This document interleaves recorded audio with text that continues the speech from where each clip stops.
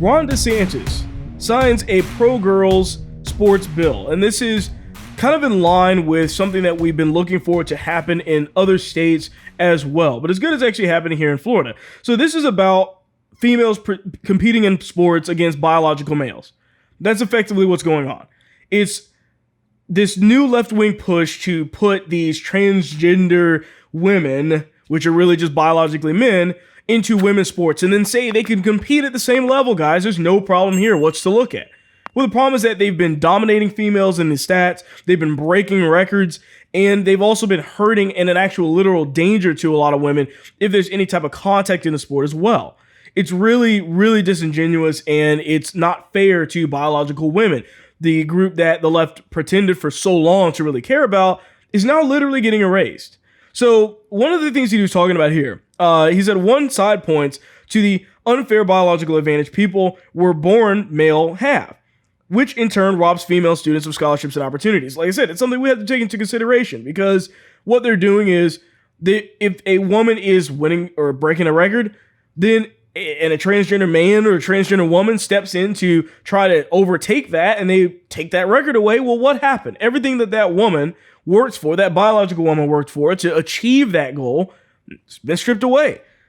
So the thing is that girls are going to play girl sports and boys are going to play boy sports. We're going to make sure that that's a reality. The bill we're doing today will ensure fairness for women athletes for years to come in the state of Florida. It says that athletic teams or sports that are designed for females are open to females, and we're going to go based off of biology. So that's the statement there from Ron DeSantis on that situation. And he's absolutely correct. Biology is what's important. Biology, by the way, is science, the thing that the left claims to be the party of, but only when it is convenient for them, as that man mentioned earlier, the teacher mentioned earlier in this show. And we have to take that into consideration. It is incredibly important that we are understanding of what is actually happening in women's sports, protecting actual women to make sure that they are able to compete amongst each other and in their own class.